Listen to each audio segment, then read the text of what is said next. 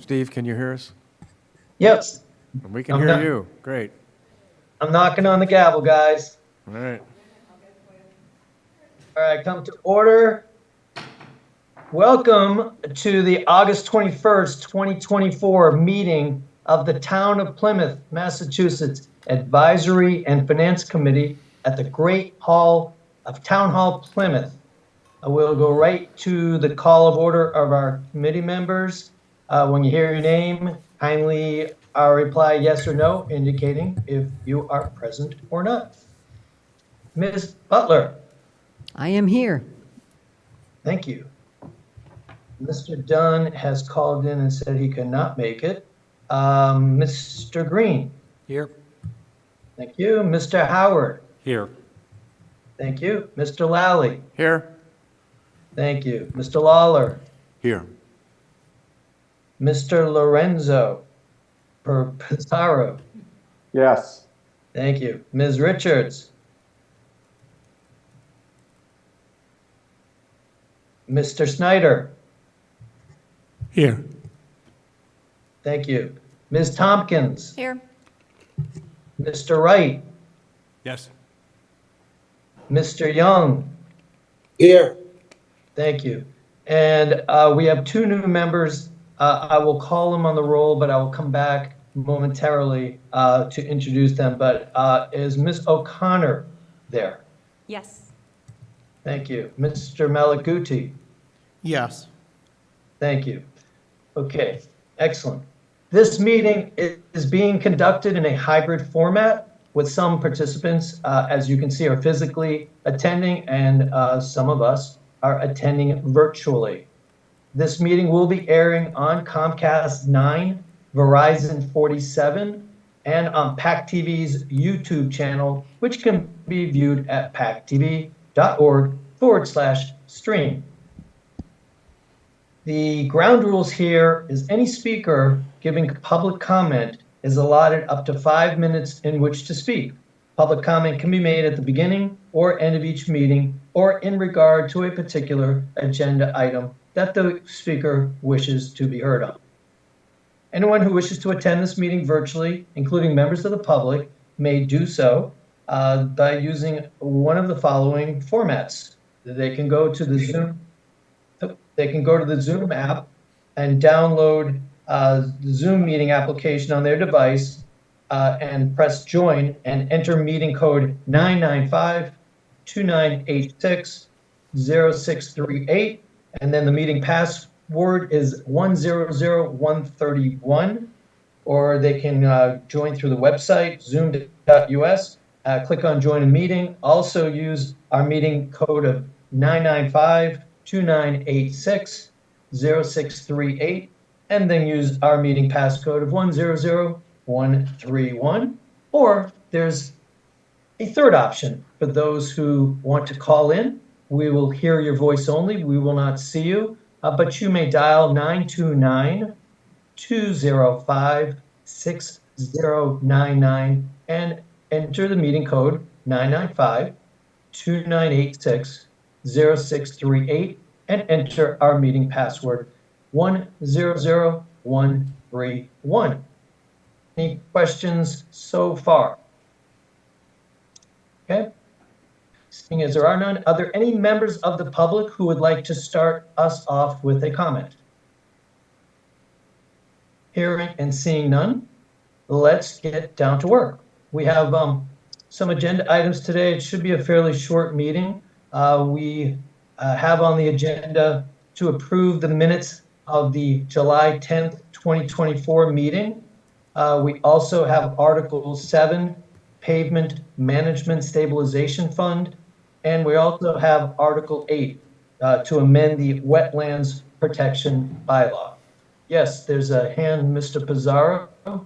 Before we get to the agenda, did you want to go back to the introductions? I do. That's Okay, my very thanks. next thing. Thank you. You're jumping the gun on me. Okay, so I'd like to introduce two new members to our committee. And I would like those members to tell us who you are and some background and why you chose to join the Advisory and Finance Committee. By alphabetical order, Mr. Everett Malaguti III, welcome to our committee, and give us some information about yourself. Great, thank you. My name is Everett Malaguti III. I am a former town meeting rep from precincts 1 and recently 2 for the past 14 years.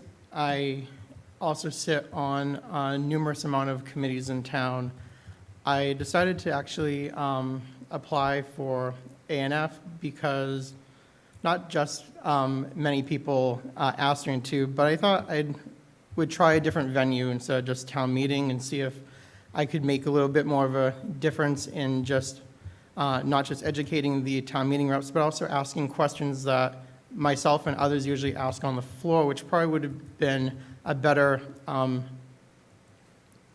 way of articulating the message of town meeting through ANF before it actually got to town meeting, so that it could be better crafted articles and information brought up during town meeting floor instead of a lot of the bantering which could have been done early on. Okay, that sounds good. And when I'm back in town, Mr. Malaguti, I will meet with you and go through all the ins and outs and the expectations and the workload. So Great, thank you so much. hopefully we'll meet next week. Ms. O'Connor, welcome to our committee. And who are you, and some background, and why did you choose to join our committee? Hi, everyone. Molly O'Connor. I have a less impressive background to share.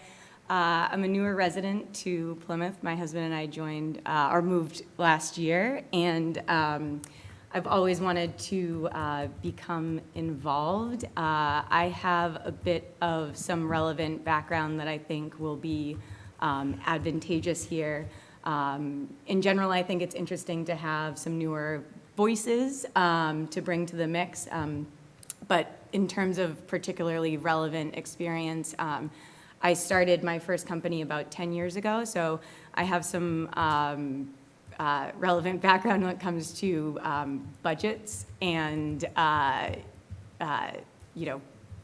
being particularly close to the budgeting and analytical thinking behind it when it's my dime on the line, definitely. And then I opened my second business earlier this year. So again, some relevant experience in analytical thinking there.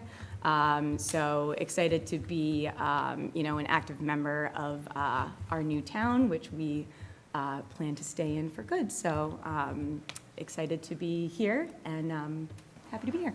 So. Excellent. And you and I will meet next week as well and go through the ins and outs. So for our two new members, I thought it would be good, and for the rest of us, to tell them a little bit about ourselves. Because we do have some new members, or newer members as well. So I will start off. I am Steve Neerman. I am the chair of the committee. This is my fifth year. I think it's my fifth year on the Advisory and Finance Committee. I am a financial advisor during the day. I run a special hockey team when I'm not working as a financial advisor. And I really enjoy being on this committee because there's so many different areas of the town to learn about. Every season is like a new learning experience. It's different items, it's different subjects, it's different people. So it definitely keeps us hopping. It boggles my mind at times to try to learn the depth and breadth of the budget of the town and all the working parts. And it amazes me that it actually comes together and works for the good of the people. So I'm proud to be on this committee. So Gail Butler, so tell us a little bit about you, your background, and a question for you, how you feel you're contributing to our committee. Okay, I've been here 5 years. I didn't remember we joined together, but anyhow, I guess we've been here together. Because I'm not working for money, I do need something to do, so this is something that gave me a lot of things to do, sometimes too many things to do. But it's been interesting, and I'm learning a lot, and the people that I work with in the town are very, very nice and very helpful and make it easy to do. It's a good group, and I think we do some important work, and I enjoy doing it and keep saying I'm going to get even better. Okay, sounds good. Dan Green, tell us about who you are, your background, and what is the most positive contribution you've made to the committee? Thanks, Mr. Chair. Hello, everyone. I'm Dan Green. I live off of Long Pond Road on Boot Pond Road down near Home Depot. I have a wife at home, maybe watching this, maybe not, probably not, and 2 little kids, Zoe and Lily. We moved to Plymouth in 2020 in January, and hung out kind of there during COVID. And then once things cleared up, I found this opportunity to join this committee, so I started here at the beginning of last year. By day, I'm a CPA, and I work at Clean Harbors in Norwell. And so I would say the most rewarding aspect of this committee is that this is probably the best place, maybe this and the select board are the best place to learn about what's actually happening in town. Kind of get a front row seat of some experts in town telling you what's happening, which is wonderful. As far as my contributions, I like to think that sometimes I ask good questions, but we'll see. Thank you. Thank you. Mr. Howard, tell us a little bit about yourself and your background and the toughest part of being an advisory and finance committee member. Oh, you gave me an easy question. Good evening, everyone. Bruce Howard. I come from a corporate systems background, worked with a number of finance systems as well. So again, like Molly next to me, I bring relevant experience to A&F. I've had to check to see when I came on board. Joe was saying that we may be the older members, but I'm not sure that I am. I think it looks like September of '22, so I've been on for a number of years. The hardest part about advisory and finance is, one, asking good questions, as Dan mentioned. That's something that all of us can do and should strive to do. And if you don't have a good question, probably the hardest part is to keep your mouth shut and listen. Thank you, Mr. Neerman. Well put. Well put. Thank you. Mr. Lally, tell us about yourself, who you are, your background, and what is your favorite part of our season? Well, I moved to Plymouth in 2019 to begin work at Northeastern and joined the committee, I think, in June of 2020 when a vacancy came up.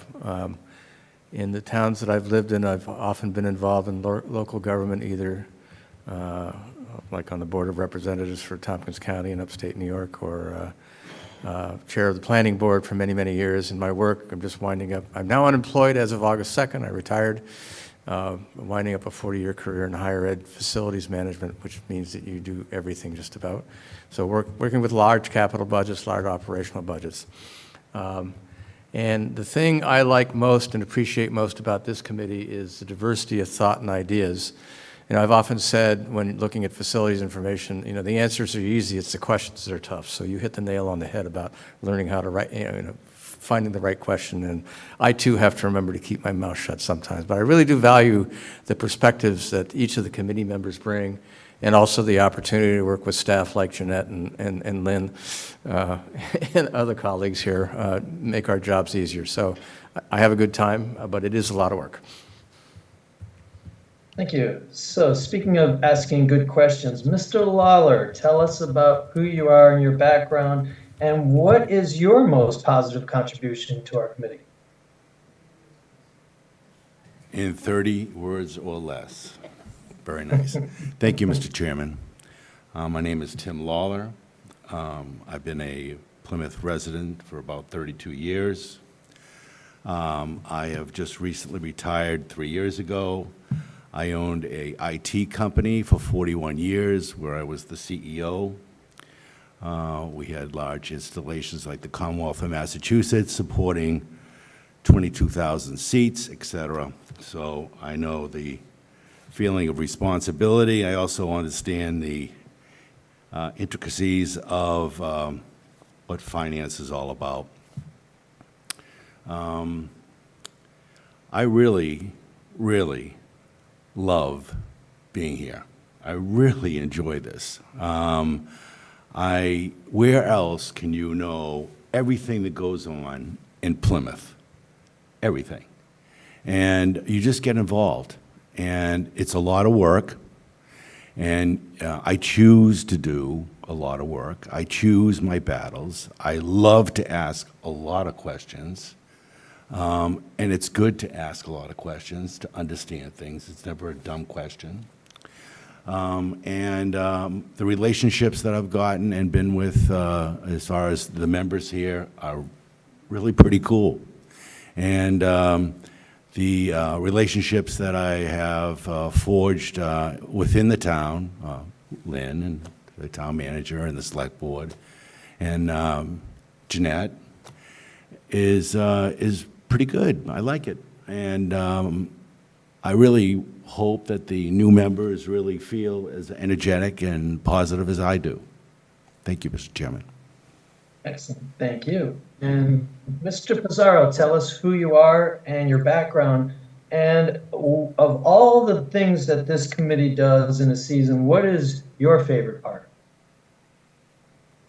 Well, through the chair, my name is Lorenzo Pizarro. Much like Mr. Malaguti, I was a town meeting member prior to joining this committee or being appointed to this committee. I'm currently appointed to the Board of Health of Plymouth, so I serve in that capacity there.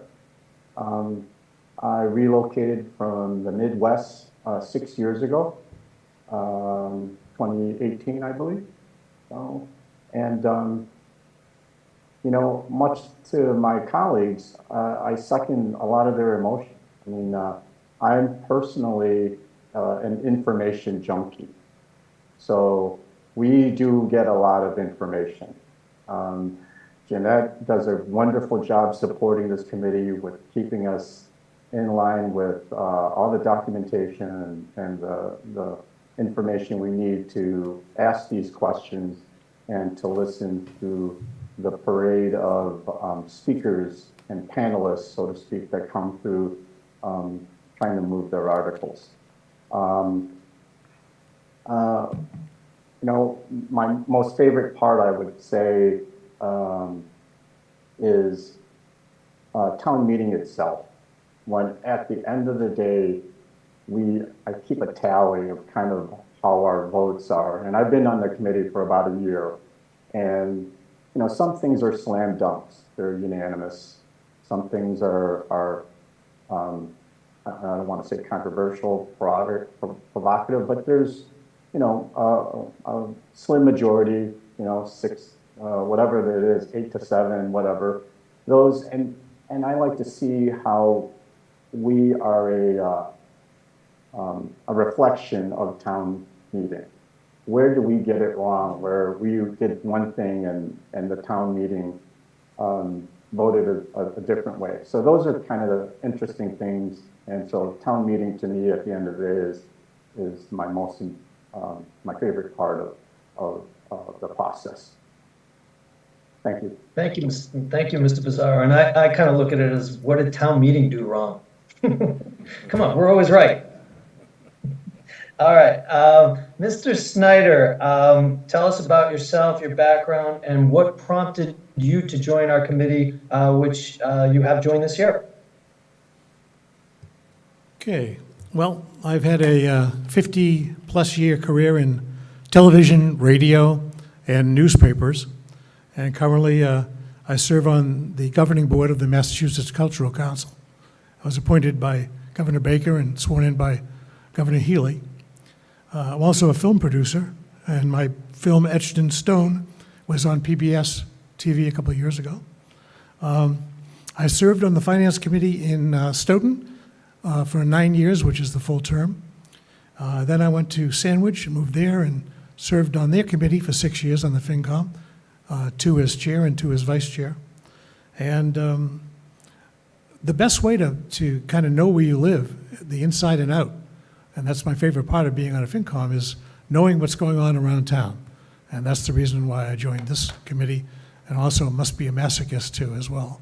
But anyway, that's it. Thank you, Mr. Chairman. Excellent. Thank you so much. Ms. Tompkins, tell us who you are and your background, and what's the toughest part of being a committee member in the Advisory and Finance Committee? Thank you. Yes, Emily Tompkins. I'm actually a lifelong resident of Plymouth, and I'm 32 years old. I have a background as an accounting clerk for 7 years, and I just recently moved to Communications and Development Department in the same local human service agency.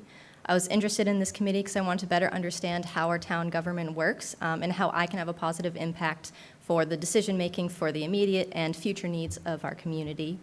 Our form of government is quite complicated.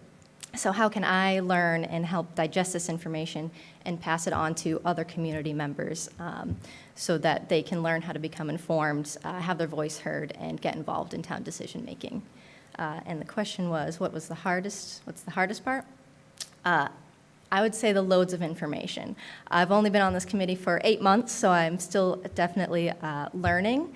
I love the surplus of information, but it's quite a lot to go through, and I am excited to see the full year cycle and get back into these meetings now. Thank you. Thank you. So for our newer members, the learning curve is exceptionally steep, and don't get deterred by it. It's not up to you to know everything about everything. So you'll learn over time, but I don't think anybody, even our town manager, knows everything about everything in the town. So it's just, like you said, tons of information. Dive into it as deep as you can get so you can be a good contributing member. Mr. Wright, you are one of our newer members as well. Tell us who you are, your background, and why you chose the Advisory and Finance Committee. Sure. I'm Jeff Wright. I've been in Plymouth for about 20 years. I work in biotech and biopharma, global supply chain and operations, and capital management, which most of my questions are focused on data. So when I ask questions or articles that come up, there will be data questions. And, so that's why I wanted to get involved in this. I didn't have a good feel for where our finance and operations were going. I still don't. I'm still learning. So hoping to get more up to speed. I don't really have any challenges right now because I've only been here a few months. Ask me in about a year, probably have more challenges. I do like the camaraderie around what we do. I think it's interesting. So that's about it. Thank you. And Mr. Young, tell us about yourself, your background, and what is, of all the things that we do in a season, what's your favorite one? Thank you, Mr. Chairman, and through the chair. My name is Jim Young. I've been living in Plymouth with my wife, and now my mother has moved in with us full-time for 7 years. I joined the Advisory and Finance Committee a little over a year ago. Been through a couple of town meetings. I'm nearing the end of a lifetime of public service. I'm going to be retiring fairly soon from that. I also serve for the state at the Department of Labor as a mediator for the Joint Labor Management Committee. I mediate contracts and disputes between cities and towns and public safety unions. Really love this committee, love serving on this committee. We're all volunteers. As you know, there's nothing paid or anything about this committee other than service. So drawn to people who are, but my life has been, surrounded with service. I was in the Army before I became a firefighter, and everyone I've met so far on the Finance Committee really has I kind of gravitate around the same type of people, and you all are here because you want to serve the public for one reason or another. There is motivation there that I find pleasurable to be around. And the question was the hardest or what I liked, what I liked. What's your favorite part of all of the functions that we have in a given season? What I really did like was the subcommittees, believe it or not. I really do. I'm an information junkie, like I believe it was Mr. Pizarro said. I like digging through the lines of the budgets. I've been digging through budgets my entire career. I like going through that and hearing from the people that, not only that we serve at caucuses, I love hearing that part of it, but I like hearing from the employees, the department heads, when someone, everybody wants their budget to be, their department to be the best, and they want to grow their departments, but actually hearing their reasons, and sometimes not always agreeing with them, but actually getting to the root of why these numbers are there. So when I go to a town meeting and I run into my neighbors and they're asking me, why did you vote this way? I like being comfortable, knowing what the information was and being able to stand behind my vote. I really do enjoy this committee, and welcome to everyone, the newcomers. Really appreciate you taking the oath. We've all taken an oath to be on FinCom, and I'm sure everyone here takes it as seriously as I do, and I'm welcome. Thank you. Thank you, Mr. Young. And I noticed that Ms. Richards, our second chair, is in the house, and we are introducing ourselves to our two new members, Molly O'Connor and Everett Malaguti III. So, Ms. Richards, for you, who are you and your background, and what was your most positive contribution to our committee? Well, good evening, everybody. And actually, it's good morning for me because it is after midnight in Ireland, which is where I am right now. So we've been traveling and it's been a very long day. Welcome to our new members, and thank you all for, and I didn't think I would be zooming in, but I happened to wake up and I looked at the clock and I had an hour before the meeting and said, I think I'll zoom in. So what I totally enjoyed about being on FinCom is learning about how we spend our taxpayers' money. And that is the most important part of it, is vetting out what we do with everybody's money. And one of the things I found particularly interesting is when we walk into the Great Hall, which we do on a regular basis, and we need to leave our politics behind. We need to leave our personal opinions behind, and we need to just think about what we're doing and how best to spend the money on behalf of all of the residents in the town of Plymouth. And what I really like about that is doing just that, is not thinking about how I feel and how I bet I should spend money. It's how I think how it would best serve the entire town. So I've really enjoyed chairing the subcommittees. I've enjoyed being on them. I've enjoyed particularly getting out there and seeing the projects that are in play at the moment. So that's, going in and, walking around some of these projects are really what's fascinating, very interesting. And I would echo Mr. Young's statements that going in to these precinct caucuses and knowing what you're speaking about and being able to answer questions is vital. And when people are asking, especially on Facebook or wherever, why aren't we doing this? Why aren't we doing that? And knowing really the reason why we're doing what we're doing is makes it that much more powerful to just have that knowledge. And just for FYI, my background is I'm the IT director for the Registry of Deeds in the County of Plymouth. But prior to that, I worked at Bank of Boston as a commercial credit investigator. analyzing financial statements, and yeah, love numbers.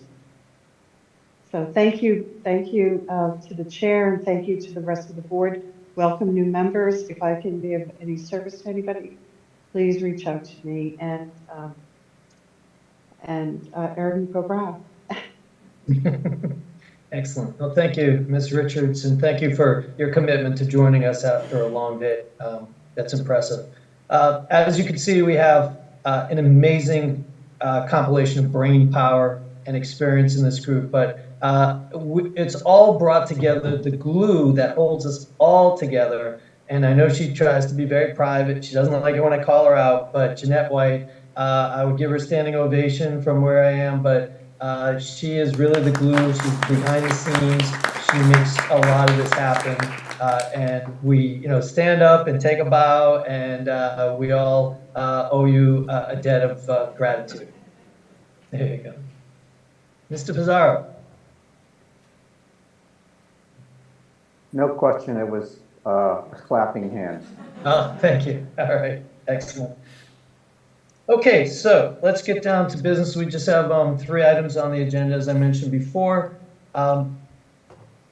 I will assume that everybody has read the July 10th, 2024 meeting minutes.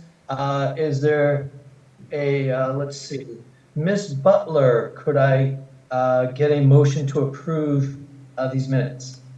So moved. Seconded. Mr. Green, could I get a second on that? Seconded. Excellent. So we have the first by Ms. Butler and a second motion by Mr. Green. Let's go into discussion. Any discussion about the minutes? No. Hearing and seeing no discussion, we are going to vote on approving the minutes of July 20th. And we'll start with Ms. Butler, a yes or a no? Yes. And Mr. Dunn is not there, sorry. Mr. Green, Yes. Mr. Howard, Yes. Mr. Lally, Yes. Mr. Lawler. Yes. And if you have not read the minutes as our next 2 new people, you can abstain. So Mr. Malaguti, Abstain. thank you. Ms. O'Connor, Yes. so you have read the minutes? Or you abstain? I read the minutes. Okay, thank you. Mr. Pizarro, Abstain. Ms. Richards, Yes. Mr. Snyder, Yes. Ms. Tompkins, Yes. Mr. Wright, Yes. and Mr. Young. Yes. So, 4, 5, 6. So we have 11 voted to approve, and we had 2 abstentions.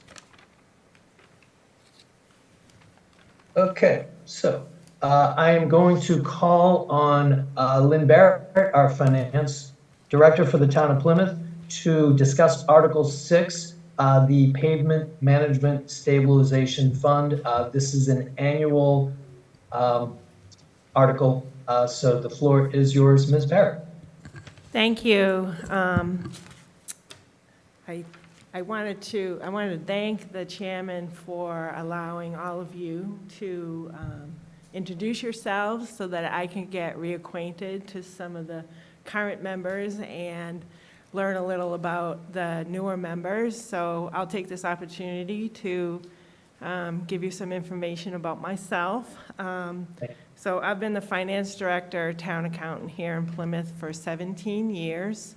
Prior to that, I've been in the business for 31 years and worked for 3 other towns prior to coming here to Plymouth. I've loved it here so much that my husband and I moved here 6 years ago, and we live downtown. I do want to thank you all for your hard work, because it is a lot of work. This committee, I think, maybe besides the select board, probably does a lot of work. And you're volunteering, you're not getting paid, for these positions. And we really appreciate the time and effort that you spend in contributing, to this committee and the subcommittee reviews and a lot of that. I mean, Jeanette and I both spend a lot of time with this committee, and I think, you know, we really enjoy it, and we enjoy your contributions. I also want to let you know that in addition to any information that we provide you, you know, for your meetings and for town meeting, that we have a lot of information on our website that, especially on the finance department page, which gives a lot of financial information about the town of Plymouth. So if you ever have a question, or if you ever have an issue or anything like that, or you're looking for something, just let us know, and we can, you know, lead you in the direction that we think that you need to go in. So again, I want to thank you, and so I am here tonight to present to you, I think it's Article 7, Pavement Management Plan Debt Stabilization Fund.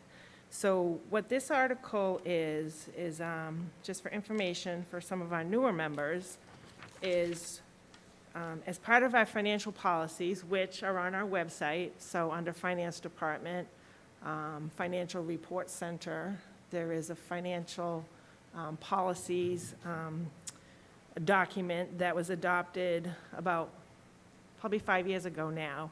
We're currently in the process of updating it for making some changes to it and some tweaks to it, but the policies are on our website, and there's a policy regarding this Pavement Management Plan Debt Stabilization Fund. It's a special purpose stabilization fund. It was established to, there was a lot of discussion regarding motor vehicle excise, and is the motor vehicle excise actually paying for maintenance of our roads, repairs of our roads, upgrades of our roads, that kind of thing. So as part of our local receipts that go into the general fund, motor vehicle excise is a local receipt. It's a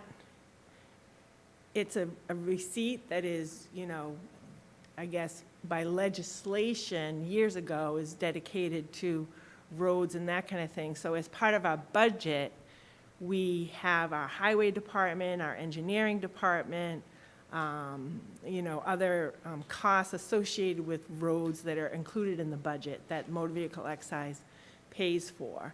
So the policy is such that we estimate what we think we're going to take in motor vehicle excise on an annual basis.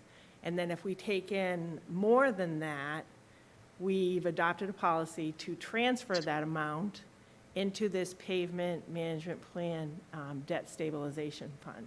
And that fund is used to pay for the principal and interest on the pavement management plan, road improvement projects that are brought to town meeting. So we've voted 3 different 5 million allotments. So in the last, I believe it's since 2017, we've done 15 million in total. And so that debt service is being paid for out of this fund. So this article is actually doing the transfer of, we had budgeted for $9,855,173 of motor vehicle excise to go into the budget, but we actually took in $11,285,332. So that delta, the difference of $1,430,159, goes into what's called free cash. It gets closed out to fund balance at the end of the year. Department of Revenue certifies our fund balance, so this free cash. So this excess, we're going to transfer from free cash and put it into this Pavement Management Stabilization Fund. So that's what this article at town meeting is going to do in the fall, is transfer that amount into that fund. So if you have any questions, let me know. And it's something that we do every year. So it's like an annual article that we do every year. Okay, any questions for Lynn? I have a question. Is it typical that we have such an overage? Yeah, I mean, what we do is we sort of plan, the policy is such that we increase our budget amount for motor vehicle excise every year by at least like a 0.5% to 1% over the previous year. So, and the motor vehicle excise has been increasing. You know, we've seen over the last few years, so that delta has been over, in excess of $1 million, at least the last 3 years. So is this excise, is this based on the value, the assessed value of the vehicles and the number of vehicles that are plated in Plymouth? Yeah, so motor vehicle excise, as you all know, you live here in Plymouth, you get a bill from the town, and it's based on the Registry of Motor Vehicles puts a value on your vehicle, and it's based on the age of the vehicle. And it's based on, it's a $25 per $1,000 of value that the registry puts on that vehicle. So usually it depreciates over so many years. So you notice, like, if you buy a brand-new car, your excise bill is very large, you know, and then it depreciates, you know, over 5 or 6 years down to a much smaller amount. So there has been peaks and valleys, you know, regarding the total motor vehicle excise income that we've gotten into the town, you know, based on the economy, you know, based on different things that happen. But its trajectory has always had a slight increase, you know, every year. And I think probably because Plymouth is still growing, we still have a lot of people moving into town, you know, there's a lot of cars on the road, so, yeah. Okay, Mr. Young, your digital hand is up. The floor is yours. Thank you, and through the chair, and I was just gonna, I think she just answered it. I was gonna ask what the reason for the delta was. Is it strictly based on people just buying newer cars, or are you seeing an increase in actual plated vehicles in town? It's a combination of both. Thank you. So how did COVID affect this with the supply chains and dealerships not having a lot of cars for a year or two? Surprisingly, I thought that it was going to have sort of an effect where maybe the motor vehicle excise would decrease because, you know, people maybe were going to hold on to their cars longer, but it actually, you know, it didn't necessarily. It increased, and maybe it didn't increase as much as it would have increased, but I really don't know. You know, I mean, it's, you know, I'm not sure. I can't see if there are any hands raised on the floor. Molly's hand's raised. Any other questions? Yes, Steve, both Molly O'Connor and Everett Malaguti would like to speak. Okay, Ms. O'Connor, the floor is yours. 2 questions. Do we have access to the historical data online to see the, so we've got the 2024 numbers. Can we look, how far can we look back and how far can we look back? So there's different it's not all in one location. Sure. So there's different things that historically we have on the website. So we have, like, every town meeting book that includes this article is in there, which would give the information. If I Googled around enough. Yeah, and then we have our budget book, which we give out to town meeting members in the spring, that gives like a 10-year history of the actual receipts for motor vehicle excise. So there's different places where that information is. 1.4 million is a pretty significant overage. And if we're looking at that, at least over the last 3 years, is there a reason we're not making a different adjustment in those projections? So the intent really is to set aside money into this fund for the purposes of specifically paying for the pavement management plan program. Sure. So there's almost like an effort to increase it, but don't don't go up as high as, you know, what we took in the previous year, because then we wouldn't have any money to So we put. want to see this number. Yeah. Okay. Yeah. Okay, do you have any more follow-up, Ms. O'Connor? No, Mr. Malaguti, the floor is yours. Thank you.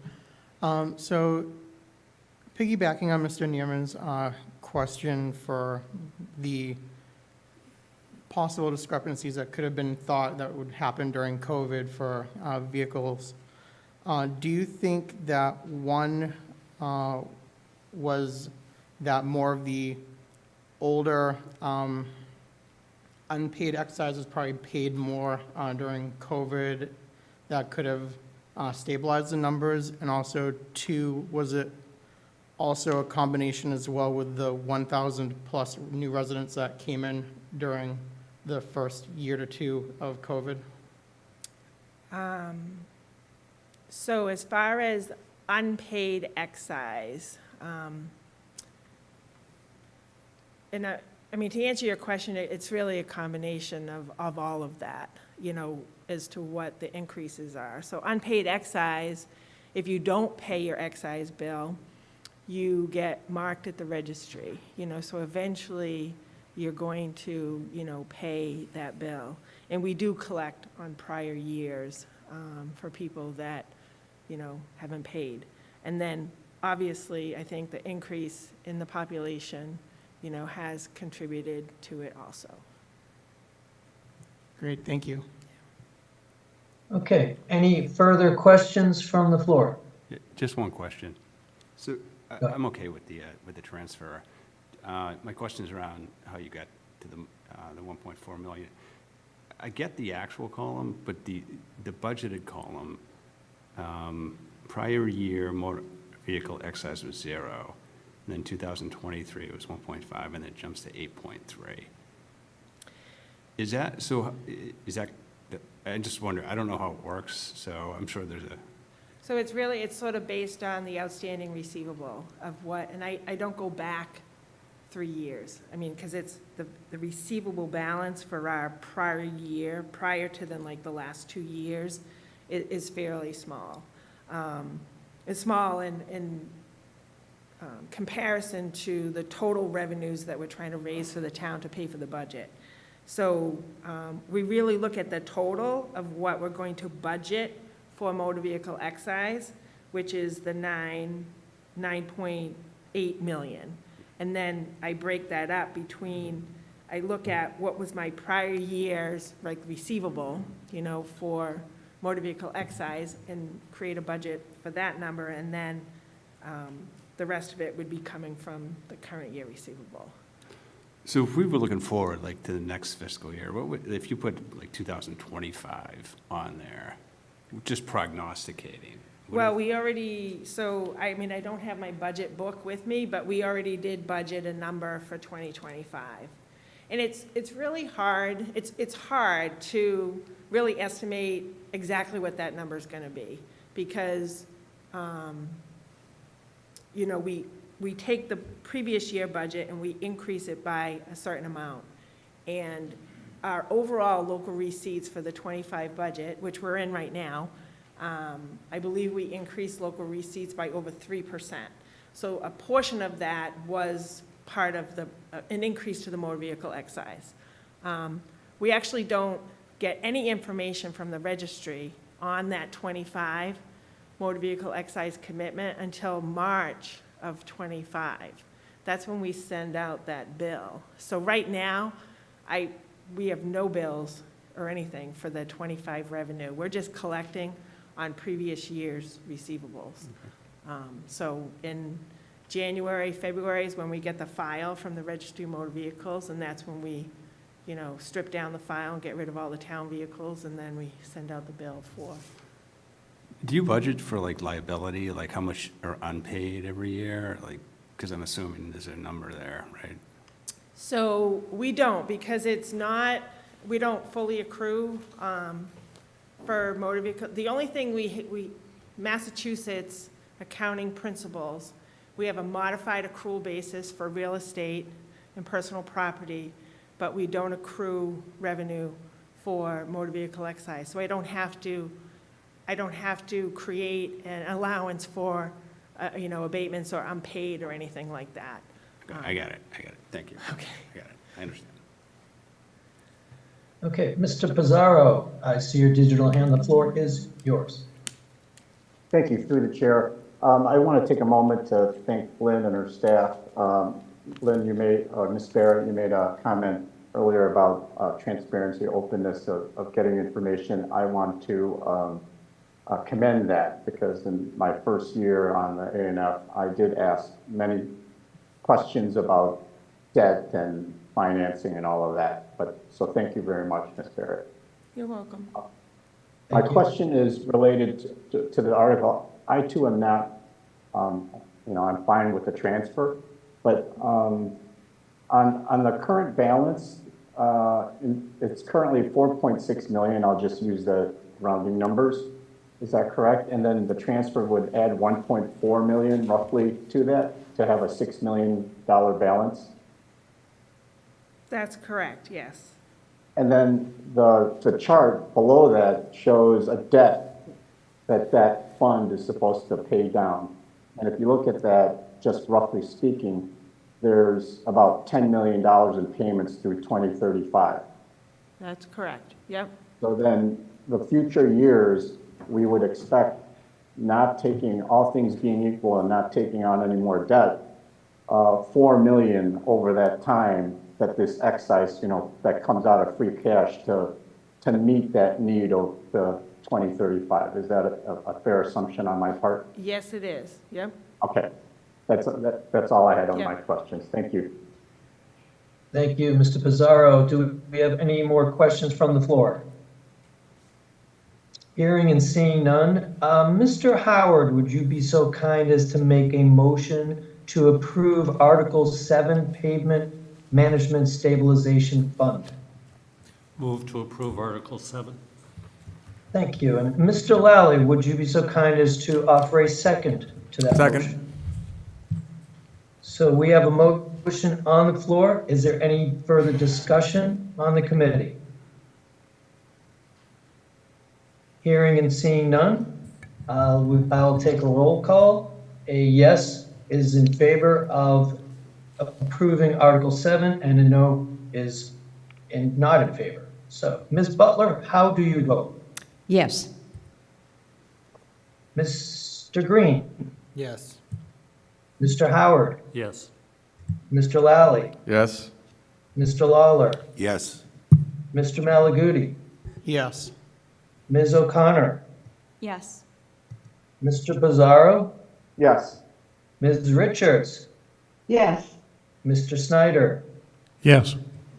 Ms. Tompkins, Yes. Mr. Wright, Yes. and Mr. Young. Yes. So Article 7 passes with 14 for and 0 against and 0 abstentions. Thank you. Thank you very so much, Ms. Barrett, for, again, your great help. We look forward to a very successful season with you. Yes, thank you. Good night. Good night. Okay. Our last piece of business is Article 8, to amend the Wetlands Protection Bylaw, vernal pools, with Mr. Richard Vaca, our Conservation Director, walking us through. So vernal pools are a small seasonal wetlands that provide habitat for rare and distinctive plants and animals. And there's some verbiage in the bylaws, as you'll notice, that was excluding vernal pools from the rest of the verbiage in that bylaw. And Mr. Vaca will hopefully answer the question why. Good evening, everybody. Mr. Chairman, this is Patrick Farah, Assistant Conservation Agent. I will be introducing my colleague, Richard Vaca, who is the Conservation Agent, in just a moment. So I believe this is Article 8. I'd just like to read into the record to see if the town will vote to amend its Wetlands Protection Bylaw, Chapter 196, by inserting vernal pools under Chapter 196.3A, Definitions, and 196.4, Jurisdiction, or to take any other action relative thereto. Essentially, what it is, and Mr. Vaca will explain this, he'll provide some context and history of why we are here tonight. But in simple layman terms, we simply want to amend the bylaw so that it is in the same language with our rules and regulations, so they reflect each other. And with that, I will defer to my colleague. Thank you. Thank you, Patrick. Thank you, Patrick. Welcome, Good Mr. evening, Vaca. everyone. As Patrick said, my name is Rich Vaca. I'm the conservation planner for the town of Plymouth. In the interest of introducing ourselves, as earlier, I've been with the town now for 11 years. This is the 4th town that I've worked for. I spent time in Hanson, West Bridgewater, and Franklin. I've been at this for about 25 years now. Prior to joining the towns, I worked in the private sector. I have a background in biology and chemistry. I'm also a practicing attorney here in Massachusetts. I worked for several large engineering firms doing environmental licensing and permitting.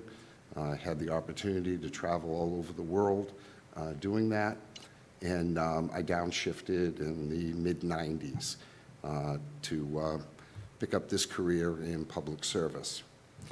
So, as Patrick indicated, what we'd like to do is to revise our local wetlands protection bylaw to reflect protection in the form of a 200-foot zone around vernal pools. Now, just in the interest of a little bit of history, in 1972, President Nixon signed into law the Clean Water Act. That very same year, the Commonwealth of Massachusetts passed the very first wetlands protection legislation in the country.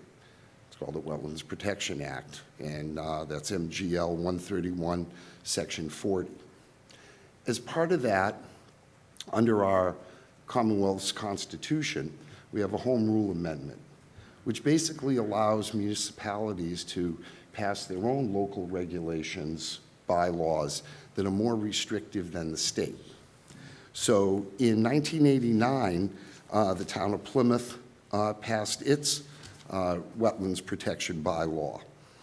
And that particular bylaw established a 100-foot zone around all resource areas, inland wetlands and coastal wetlands. However, though, it didn't mention vernal pools, because it wasn't until about 10 years later that the significance of vernal pools, as the chair had indicated, were identified as significant habitats for rare and endangered species, and in particular wood frogs, mole salamanders, and fairy shrimp. Now, these organisms live in the upland, but use these vernal pools for reproduction on an annual basis. So they are critical for the life cycle of these animals. In 2010, the town of Plymouth passed its first wetlands protection regulations. In those regulations, it identified a 200-foot protective zone around vernal pools. So most recently, the way that this case has come before you and the Conservation Commission was that sometime around 2016 to 2017, the town had a piece of tax title property on Long Pond Road. The town subdivided that into 2 lots, 225 and 227 Long Pond Road, and at auction sold it to a developer that had planned to build 2 single-family homes there. Now, these 2 parcels shared a vernal pool, and shared a vernal pool, which was afforded a 200-foot no-touch zone under the 2010 regulations. One of the parcels was purchased by an abutter, and they purchased the property in order to protect that vernal pool from development. The other one, notices of intent were submitted by 2 different contractors for the construction of a single-family house, raising the one at 227 Long Pond Road. Both of these were denied by the Conservation Commission for failure to protect the resource area in that 200-foot zone. During that procedure, there was an astute engineer that pointed out to the commission that there was a discrepancy between the bylaw and the regulations, in that the regulations said all resource areas had a 100-foot zone and the regulations had a 200-foot zone. So in an effort to ameliorate that inconsistency, the Conservation Commission worked to revise our regulations, and they were passed by the Conservation Commission in 2022, in the spring. That summer, however, the Select Board replaced all but one of the Conservation Commission members. And one of the first things that that new Conservation Commission did was to rescind those new regulations, because the thought process at that time was that they were too restrictive. But by doing so, they reverted back to that 2010 set of regulations with the inconsistency. So after the resignation of the chair for open meeting law and ethics violations, and the resignation of several other members, the current membership of the commission voted unanimously to follow the advice of town council and to amend the rules and regulations to reflect a 100-foot protective zone around vernal pools. And that brought it into harmony with the existing bylaw. So what we're here to do tonight is to revise the bylaw to state that vernal pools are a resource area and that they're afforded a 200-foot zone. Subsequent to a favorable vote by town meeting, the commission will then revise their regulations again to be in harmony with that 200-foot zone. And not to put too fine a point on it, but just so that everybody knows, a bylaw is the top end of our regulatory scheme. And the bylaw basically tells us what we need to do. The regulations tell us how to do it. So this effort is to harmonize both of those rules of law, the bylaw and the regulation. And specifically, as Patrick indicated, we're looking to revise 3 sections. Section 1, which is the purpose, and under section 196-1, we'd like to add vernal pools right after the word wetlands and just before other water bodies. And then in 196-3, which is our definitions section, we're recommending revising 196-3A, which is aesthetics, and it speaks to the 100-foot protective zone around most resource areas, but then adds the language, with the exception of vernal pools, which shall have 200-foot protection. And we take that same language and we insert it into the section on aquaculture and erosion control, and again, under sedimentation control, so that it's stipulated that those vernal pools have that 200-foot protective zone. And finally, under section 196-4, we'd like to add vernal pools, which basically states that no person shall remove, fill, dredge, or alter within 100 feet of the following resource areas. Goes on to list all of the resource areas that we protect, and we add vernal pools at the end of the freshwater resource area section. So, in a nutshell, that's what we'd like to do. And so I'd be happy to answer any questions that any of you may have. Thank you, Mr. Vaca, for that detailed explanation. Do we have any questions for Mr. Vaca? Yes, Dan Green and Joe Lally both would like to ask a question. Okay, like Mr. Mr. Young Green, the floor is yours. All right, thank you for that presentation of history. That's super helpful. I crossed a couple of questions off my list. My first question is the term vernal pools defined anywhere in the regulations or the bylaw? So a layman could know what it is? As a matter of fact, yes. Okay. Let's see, let me find that definition.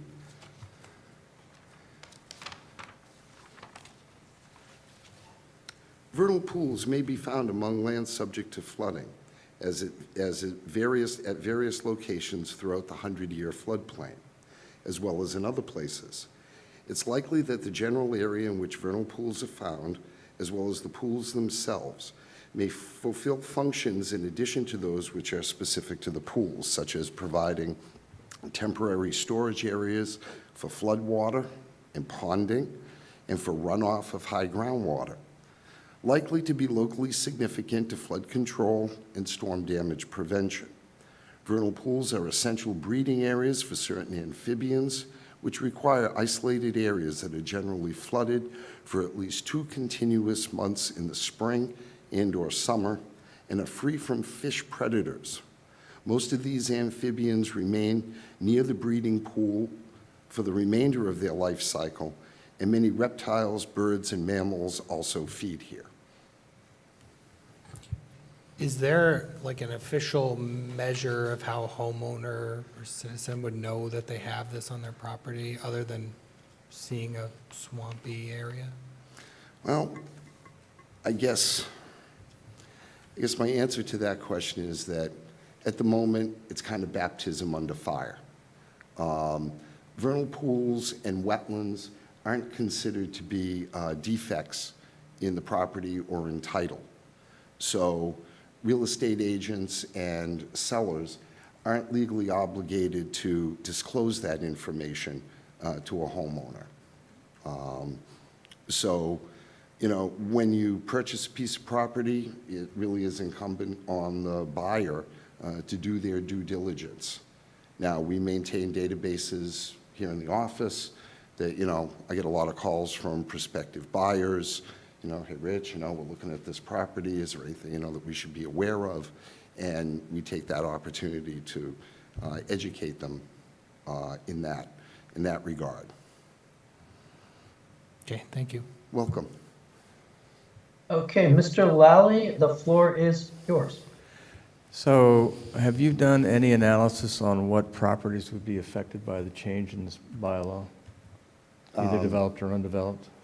Well, we do have a list of the certified and uncertified vernal pools in town. Those that have been identified in areas that have been previously developed, so we know that they're there. Also, the Commonwealth of Massachusetts, through the Fisheries and Wildlife Department, publish a list of certified vernal pools. Now, one of the things that they do is they don't really disclose the actual location or size of these pools because they want to minimize the amount of disturbance, human activity around them, because they are homes for rare and endangered species. So I'm going to go out on a little bit of a limb here because I know you said you were a lawyer and I'm not, nor did I stay in a Holiday Inn last night, but I remember in business law, a fairly famous case involving Seabrook Island, South Carolina, where there was a change like this to a regulation in the town that ultimately was found to be a taking of rights from the homeowners, and the town had to either compensate them or something. Do we run a risk of that with this change? I don't think that we do. Because? Because this is pursuant to state legislation that regulates wetlands, because regulating wetlands and maintaining them is considered to be in the best interest of the citizens of the Commonwealth. It's not a prohibition to transferring title, nor is it a prohibition for land use other than within the protective zone. So is the state, I think I heard you say the state regulation is 100 feet, and Plymouth at one time chose to make it 200. then 100, and now it's going back to 200, so. You were listening. Very Okay, good. good. So Yes. it is more restrictive than the state, and I think that was Yes, one it of the is. issues in the Seabrook Island case. But again, it's been many years since I took that course. So that would be a concern I have about this. Well, that's the end of my question. Very good. Thank you, Mr. Lally. So, Mr. Lally, I'm not an attorney either, but I am staying at a Holiday Inn right now. Full disclosure. Mr. Young, the floor is yours. Thank you, Mr. Chair, and through the chair. Thank you for your time and your presentation tonight. I typically like to hear the minority report when I hear something like this. So my question to you is during any of your commission meetings, was there any opposition from any commission members or anyone from the public? And if there was any opposition to this article, could you let us know what it was? Thank you. You're welcome. To the best of my recollection, I don't recall any opposition from the public, and it was a unanimous vote by the Plymouth Conservation Commission. Thank you. Welcome. Ms. Richards, the floor is yours. Thank you very much. So somebody who works at the Registry of Deeds and has worked for 32 years, I see many, many people coming in and being very surprised by regulations that are on their pieces of property that they did not know of. And when you talked about buyer beware, buyers are not aware. They rely on professionals to advise them on what is going on with the piece of property and what they can and cannot do on that piece of property. So, and where the state already has a 100-foot barrier around vernal pools, I'm not understanding why the town of Plymouth would want to increase that to 200, thus making it more difficult for our residents to use their property in an effective way. So if you could comment on that, please. Oh, I'd be happy to, Ms. Richards. Thank you. Yes, it's true. Wetlands and environmental regulations are a disincentive for development.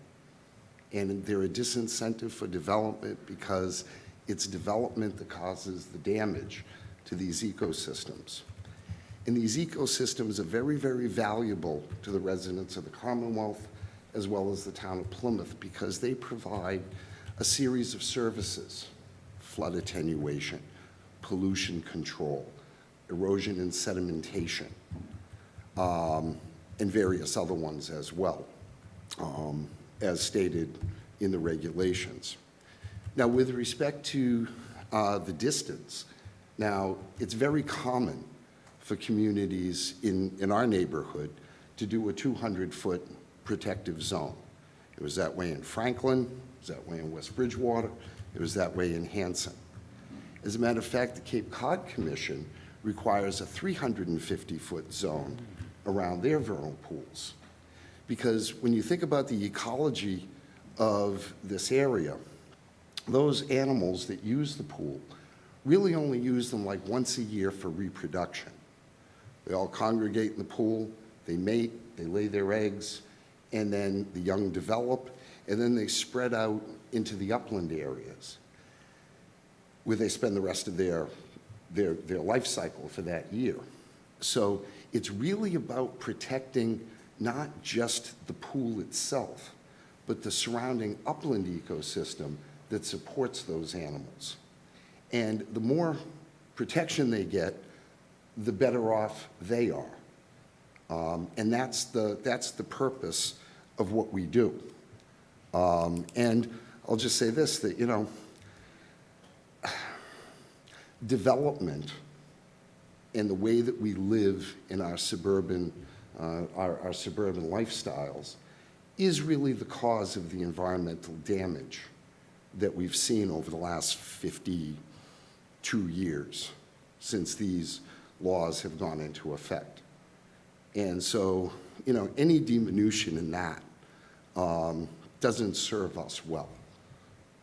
So our focus here is on protecting those resource areas, protecting those species that help us basically to deal with a lot of the problems that we currently have with respect to pollution and flooding and biodiversity. Ms. Richards, do you have a follow-up? Yes, I do. So how does this relate to, I find it interesting that it follows up with our accessory dwelling units. So if you have a multiple, numerous people who've decided they're going to put an accessory dwelling unit on their piece of property, and it happens to be 150 feet away from a vernal pool that was on their piece of property, and now we've put this bylaw in that prohibits them from putting this accessory dwelling unit on. We've opened the door for them to do it, and now we've just shut the door. I find that, to be something contradictory to what we're trying to do within the town. So this isn't a developer, we're attacking the developers, but this is, I'm assuming, going to affect every resident within the town, every piece of property within the town. And if it's only going to affect, these vernal pools once or twice a year, then I think the 100-foot barrier is sufficient. And we don't want to close the door on these accessory dwelling units that are going to be helping our taxpayers. Thank you. Okay. Any Do you other want me to questions? comment on that, or was that just a statement from Ms. Richards? Oh, you can certainly comment on that, please. Okay, thank you. Okay. There are only a set number of vernal pools here in town. They are not that common. They do exist, but they are worthy of protection. Not every single lot in Plymouth that may or may not have the ability to put an accessory dwelling unit will be affected by this particular portion of the regulations. Only those that are proximate to vernal pools. Now, every other property that's proximate to a wetland resource area is subject to these regulations. And that 100-foot buffer zone is protectable for ecological reasons, not necessarily for development purposes alone. And I might also say, too, that the way that the Conservation Commission works and our local wetlands protection bylaw, there's a provision in there to waive any and all of these regulations, provided that the applicant demonstrates that what they're doing is not going to have an adverse effect on the resource areas that we're protecting. So there are no absolutes, is kind of what I'm saying, is that, we deal with these things on a case-by-case basis, and it's our opinion, at least, that these areas are worthy of protection here. It's one of the things that makes Plymouth the place that you all have chosen to live. It's healthy, it's clean, and we have a good environment. So it's our opinion that this is in all of our best interests. Okay, thank you, Mr. Vaca. Mr. Pizarro, I see your digital hand. The floor is yours. Thank you, through the chair. Mr. Vaca, thank you for your presentation and for your work in the Conservation Commission. I've attended a few of those conservation meetings, given abutter notices, as living next to a wetland. So I'm familiar with what the Conservation Commission does, what your department and what the kind of work that you perform. So thank you for that. With regard to this article, I support it because it's about conservation. And what I heard about the list that your department has is that you do have a list of certified vernal pools and uncertified, and you just commented that there's probably, or not probably, a limited amount of actual vernal pools that could be. And as well, you mentioned that there's no absolutes. There is a due process to have a waiver, an exception done. I've seen that in the Conservation Commission. People come in front of that commission all the time asking for waivers. So there is a process of due process. I like the fact that we are trying to protect these resources. At least the commission and your department is advocating for that, and I support this article. Thank you. Thank you, Lorenzo. Good seeing you, by Thank the way. you. Thank you, Mr. Pizarro. Mr. Lawler, the floor is yours. Thank you, Mr. Chairman. Appreciate that. Good evening, Rich. How you doing? I'm doing well, and you tonight? I'm doing great, thanks. I have a question. In your documentation that you have submitted, is there a range of quote-unquote size of a vernal pool? No. Okay, so with that being said, in this definition that I have in front of me, it says vernal pools can range in size from small puddles. So, first of all, I'm going to vote no on this. I think that we can get into a lot of quicksand, pun, with the fact that I think that going from 100 feet to 200 feet, back to 100 feet, back to 200 feet, that variance, the state has said 100 feet, has set 100 feet for some reason, not 200 feet. But I think that this can be used improperly at some particular point because there's no real definition as to size. I mean, this could apply to any lot of land in Plymouth, anyone's that has standing water that could be a quote-unquote small puddle.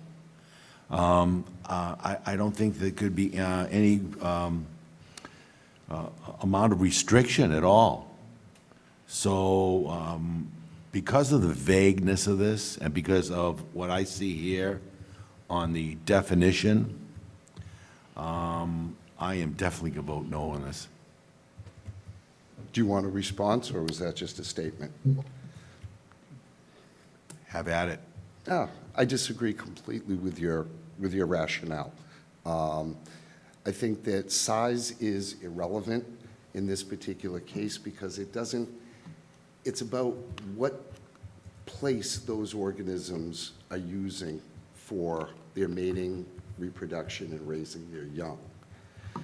So you're right, it could be a small puddle, could be a very large area, depending.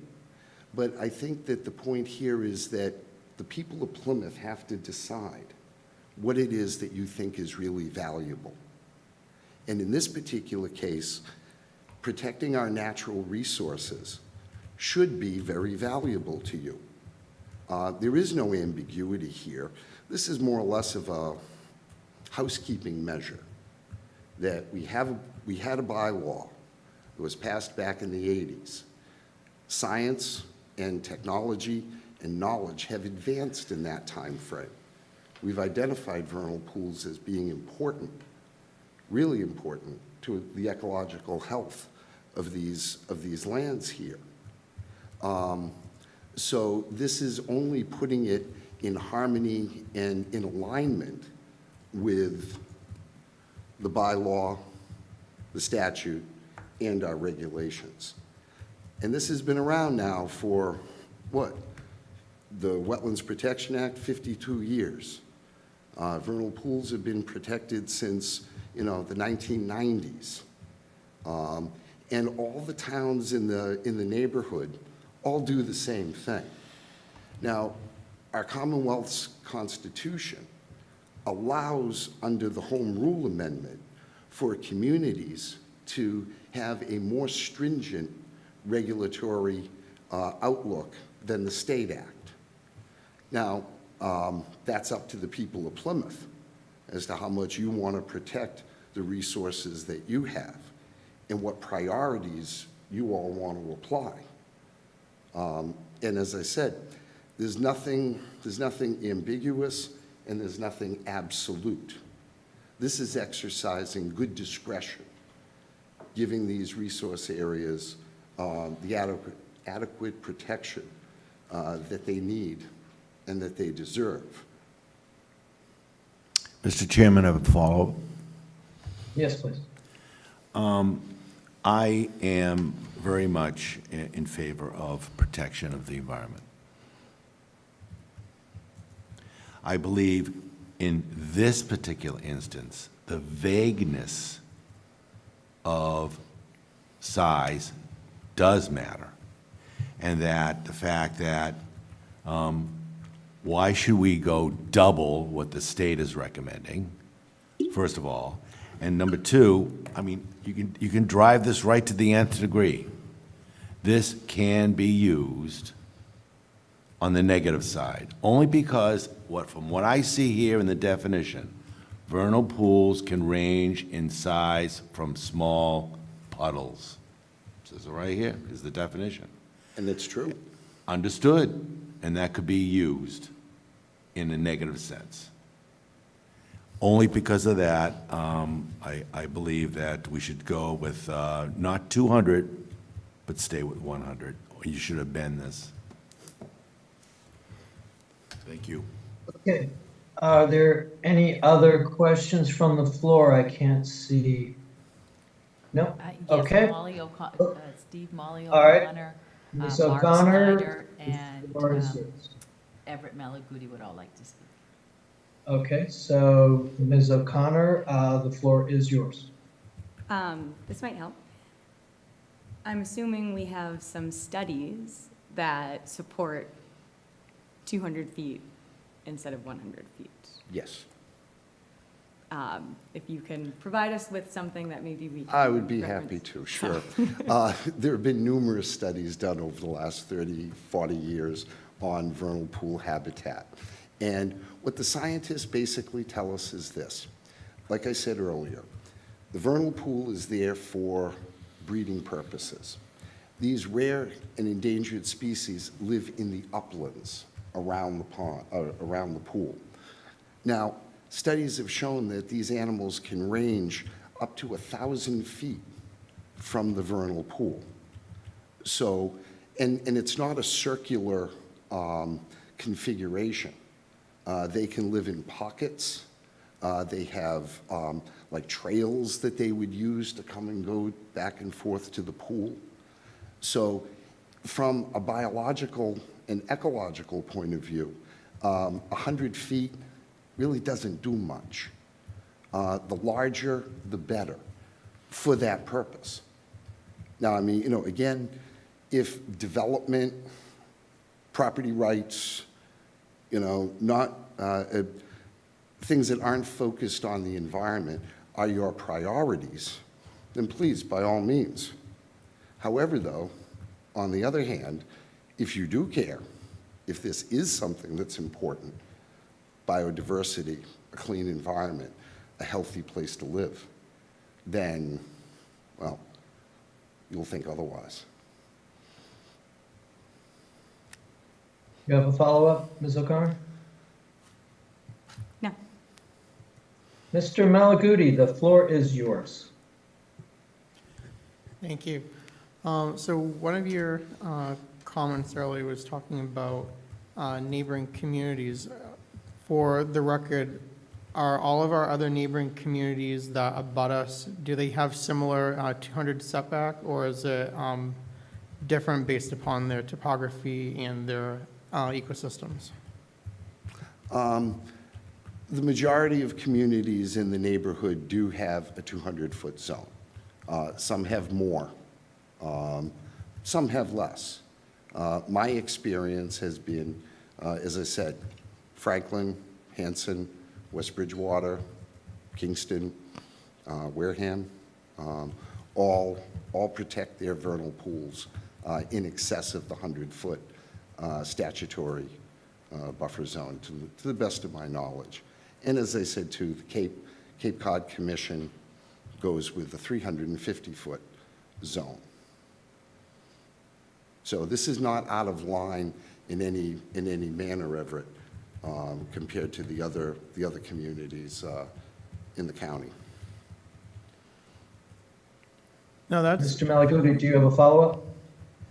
Yes, that's fine. I wasn't basically stating that it was out of line. I just wanted to know where we were in relevance to all of our abutting communities, since we sort of look at other communities for guidance for when we do this, so that we're not egregious in when we formulate these bylaws and distances. So I just wanted to make sure that's not overreaching or underwriting the effect. Thank you. You're welcome. In our opinion, it's a good compromise. You know, it's a reasonable distance, one that is manageable, and one that we've seen does provide that kind of protection, particularly in the upland areas, for the habitat. Okay, thank you, Mr. Vaca. There was another hand on the floor. Who would that be? Mr. Snyder. Mr. Snyder, the floor is yours. Thank you, Mr. Chairman. I just have one question. Have any vernal pools suffered damage that you know of since the 200 was changed to 100? Not to our knowledge. The only one that we have seen thus far was at 227 Long Pond Road. And we haven't had any other cases since that time that have come through. So again, you know, I mean, if they did, at this particular moment in time, there's a 100-foot protective zone under our regulations. Mhm. So subsequent to this exercise, then they will have that protection, but to the best of my knowledge, none have suffered as yet. Thank you. You're welcome. Mr. Snyder, would you like a follow-up? No, thank you, Mr. Chairman. Okay, are there any other questions for Mr. Vaca? Yes. Hearing, excuse me? Yes. Okay, who? Joe Lally. Mr. Lally, please, the floor is yours. I'm used to having wetlands called out on plats. Are vernal pools called out on plats? Well, you mean from the state, when we identify them? On surveys for properties. Well, if there's if the wetland scientist that's, all right, let me back up. All right, you're a homeowner, you want to do a project at your house. There are wetlands on there. Or maybe you don't know that there are, but there are. Part of the exercise in preparing those construction plans is that you have an engineer do a site plan. Topographic survey, identify where the house is, where the lot lines are, and all of that information. If it appears that there may be a wetland resource area, then what that engineer will do, or the surveyor, is they'll call in a wetlands biologist. And that wetlands biologist will do what we call delineate the wetland. And wetlands are delineated according to 3 parameters. One is hydrophytic vegetation, plants that are adapted to grow in a wet environment, water within 18 inches of the surface, and soils. And over time, the fluctuation in water elevation will change the nature of the soils. So where those 3 things come together, that's where the wetland boundary is. So that's identified on the plan. The supporting documentation is submitted to our office. And then what we'll do is we verify that in the field when we do our site inspections pursuant to a permit application. So is it safe to say that the shape and size, dimensions, if you will, of wetlands are fairly consistent from year to year? No, Okay. not at all.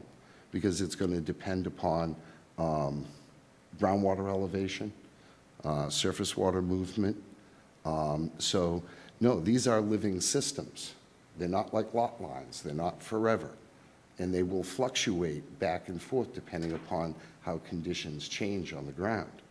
You know, maybe there's some development up gradient that's pushing more water into the ground or proximate to your property. So that means that that groundwater is higher and there's more area that's being inundated that will support that vegetation. Can the same thing be said for vernal pools? The same thing can be said for vernal pools. So it fluctuates, so in one year I might be within 100 feet or 200 feet, and another year I might not be within 200 feet. That is true, which is why our permit applications and the information that we get is good for 3 years. So after 3 years, you may have to redelineate that wetland. And you're right, it could fluctuate feet, could fluctuate tens of feet, depending on the changes to the environment and what's going on around there. As I said, they're not permanent like lot lines. You know, and lot lines are fictitious. You know, they're made up. You know, we put them on a plan and. Well, they're not fictitious, they're real. Well, you got to believe it. The wetland resource areas are, they are real, and they move back and forth. So I will just say, or maybe I'll just save this for the discussion. Thank you. You're welcome. Okay, any other questions from the floor? Do I see a hand? Mr. Green, sorry if you can't see me, but Yes, Mr. Green, the floor is yours. just thinking of a house that will not be named in my neighborhood that is certainly within 50 feet of a vernal pool. Who knows if it was there when it was built or not, but what happens with that property under this regulation? Well, if this is to change, then that vernal pool is afforded a 200-foot protective zone. The way that we work it is that if you've got something there already, a house, a pool, a patio, whatever it might be, it's there. And we don't require people to remove that stuff. On the other hand, though, if you want to do something new, put on an addition, build a pool, patio, whatever it might be, then you would have to take that into consideration. And like I said before, you know, there are no absolutes. You know, we look at everything on a case-by-case basis. And if the applicant and their representative can make a cogent argument that what they're going to do is not going to have an adverse effect on that resource area, then, you know, most of the time the commission will approve that with conditions. You know, that you're going to put up erosion control, that you're going to limit, you know, the amount of impact to that area. And for this, it's a reasonableness standard. Thank you. You're welcome. Okay, any further questions for Mr. Vaca? Yes, Mr. Mr. Pizarro, Chairman. would you be so Mr. kind as Chairman. to make a motion? Oh, sorry, Mr. Lawler. Thank you, Mr. Chairman. Larry, I'm sorry, Rich, I have a question. Do you know Duxbury's regulation? I do not. I have it here, and it's 100 feet. Okay. Sure, there are other communities that have different distances. You know, as I said, I mean, you know, the 4 that I've worked in, it's been 200. It's been 200 here in Plymouth for 14 years, and until this particular astute young engineer pointed it out, nobody really seemed to have a problem with it. Our purpose here is basically to harmonize our laws, to make sure that we don't have any inconsistencies. So, you know, that's why we changed our regulations to reflect what's in the bylaw. So now that's in harmony. And this exercise is to go back to the way it was, which was a 200-foot protective zone. And then we'll revise the regulations again to harmonize with that. Wasn't it originally 100, though? No, it was originally 200. And then it went to 100. Well, this was the thing, that, okay, the Wetlands Protection Bylaw did not mention vernal pools specifically, because at the time that it was written, vernal pools really weren't a thing. Their significance really wasn't recognized by the scientific community, nor the regulators at DEP and with municipalities. As the 1990s went on, it became apparent that these were important resource areas. And so when the regulations were promulgated by the Commission in 2010, there is a provision in the bylaw and echoed in the regulations that may be interpreted to say that the regulations can regulate an area that's not stated in the bylaw. And there was one applicant that did try to use that argument. However, most likely it would require litigation to answer. So being a conservative commission, the decision was made, to change the regulations so that they are in harmony and alignment with the bylaw, which says that all resource areas get 100 feet, but never did specifically say anything about vernal pools. So we're taking this opportunity to revise the bylaw to include vernal pools, and then we will harmonize those regulations to go back to the 200 feet to afford them the protection.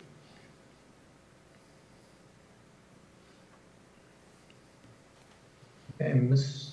Lawler, do you have an additional follow-up? Thank you. You're welcome.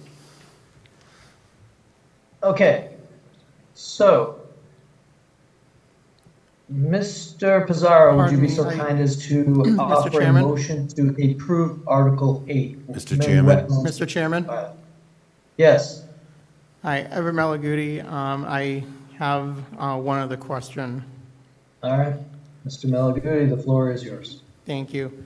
Under this change, how would this affect existing septic systems? And if so, when the septic system needs to be replaced, what accommodations would be taken if there's simply no feasible area to put it based upon the setbacks for And this this is new an proposal? existing system, Everett? Existing, would it have to be changed, or would it be, or would it be allowed if it had to be replaced because the Title V was up for it? Okay. I think that probably the best way to answer that question is, and I don't mean to sound like an attorney, but it depends, okay?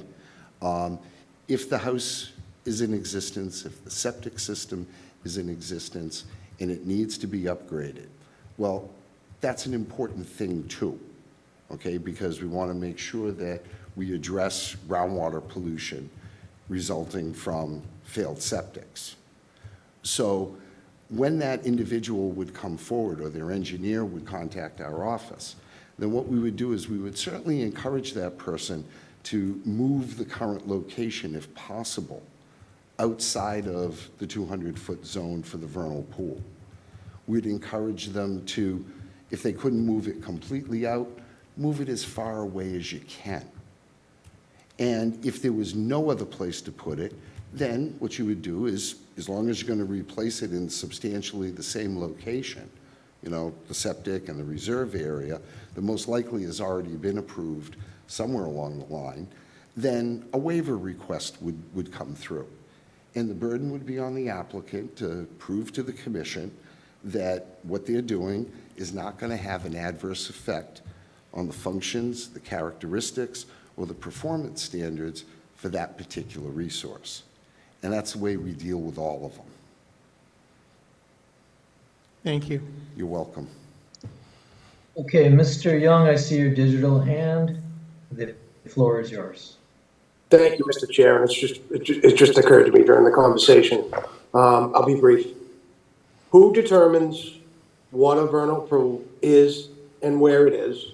And if they determine that there is one on your property, what is the appeals process? Thank you. Okay. As far as identification of vernal pools, under our local bylaw, we currently protect potential vernal pools. So that means small depressions that may exist in or outside of the floodplain have the potential to be protectable. Now, there's something else called a certified vernal pool, which is a vernal pool that's satisfied by the Commonwealth through the Division of Fisheries and Wildlife. And there's a specific set of criteria that the applicant would go through in order to get that pool certified. And that is that they observe that the pool fills and empties of water at least once during the growing season. That there's documented evidence that the organisms that we've talked about, the amphibians, the shellfish, actually exist there. So there would have to be photographs of the wood frogs or the mole salamanders or the fairy shrimp, or at least evidence that they've used that pool for reproduction, which is usually a series of egg masses that gets laid in the vernal pool during that reproductive cycle. So if someone comes along and gets that pool certified, again, it's a public process. It's not through the town of Plymouth. It's through Division of Fisheries and Wildlife, and they take evidence and they listen to what people have to say. They look at the evidence that's been submitted, and if they find that it's valid, then they'll issue a certification. If they don't, then they won't. But as far as like the specific appeals process for that through Fish and Wildlife, I don't know the details, because it's outside of our jurisdiction. So just a quick follow-up, Mr. Chairman. Potential vernal pools. So again, who in town would determine, like, knock on the door and say, hey, I think you have a potential vernal pool, and this is a depression in your lawn there that's not to minimize it, but I'm trying to figure out again, like, is it the building inspector, somebody from the commission says there's a vernal or potential vernal pool on your property? And does this bylaw affect both the potential vernal pools and the registered vernal pools? Because I think I'm hearing it does, but it also includes potential vernal pools by the definition you just gave. That is correct. And to the latter part of your question, it's true. It applies to both, certified and uncertified. To your first question regarding who goes around and checks to see if there are vernal pools on your property, I don't mean to be flip, but nobody does. It's not part of our purview. When these things come to light is basically when there's a application for development on that property. And so it would be the engineer and the wetlands biologist that during the course of their survey would identify that area as either a certified vernal pool, because that documentation is through the Commonwealth and that's accessible. You can go online, find out where they all are all over the state, or that engineer has identified an area that looks like, hey, maybe this is a vernal pool. And so they'll bring in the biologist and they'll decide, does it meet the criteria? Does it hold water for a particular period of time? Does it dry up? Is there evidence of these organisms there? And if that's true, then those areas are afforded protection. And, I think justifiably so. Okay, you all set, Thank you. Mr. Young? Okay. Thank you, Mr. Thank you. Excellent. You're welcome. Are there any other questions from the floor? Okay, so let me reiterate. For our newer members as well as our current members, once we make a motion and go into discussion, we typically don't ask questions of our presenter. So I'm giving you one final call to have your questions answered before we make a motion and go into discussion. Okay, hearing and seeing none. Mr. Pizarro, would you be so kind as to make a motion to approve Article 8, amend wetlands protection law, bylaw? So moved.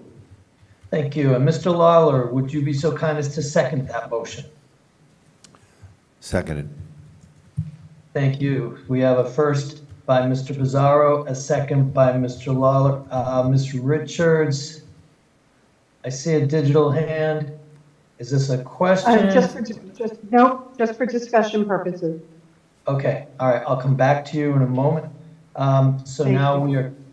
we have a motion on the table for Article 8, and Ms. Richards, the floor is yours for discussion.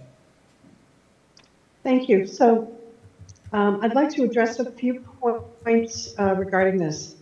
First of all, just an FYI, I am very in tune with conservation. However, I'm also concerned about our residents and their use of their property. You know, they want to be able to use it. They don't want somebody's use of their own property and you know, say somebody else is using their property, it has created some water stream going into another person's property by, you know, way of, you know, creating a stone wall or something, and now you have a vernal pool on your property by no fault of your own. So I kind of have a problem with this. So first of all, the economic impact, I think expanding it is going to create an economic impact for our residents, for either having to fight the, you know, battle with either the Conservation Commission or the state to get a waiver for building, especially given that we've done the accessory use dwelling, we've passed that bylaw. Land use conflicts. So we want our residents to be able to use their land for whatever they deem appropriate for them. Putting up a shed, putting up in a pool, putting in whatever, you know, a driveway, putting in whatever it is they deem, you know, necessary for them. I think there's some scientific uncertainty as to whether a 100-foot buffer or a 200-foot buffer is appropriate. Given, you know, the different towns and what they have voted in and what their bylaws are, I believe that right there is reason for, you know, looking at at least taking a look at this, a better look at this without jumping into it. Because the state clearly is happy with a 100-foot buffer, and I think that needs a better look at.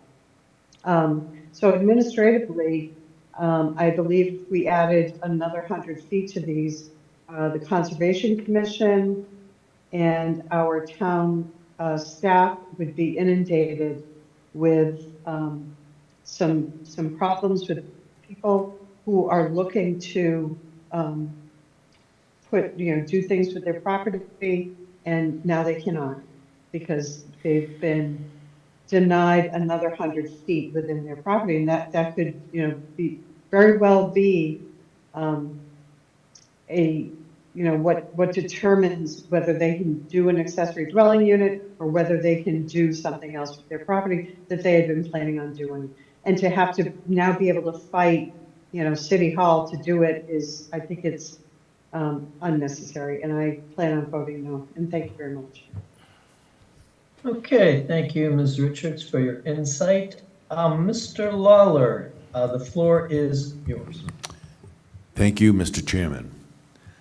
I don't know if I have the right number or not, but I think that there are 20,000 dwellings within the 107 square miles of Plymouth.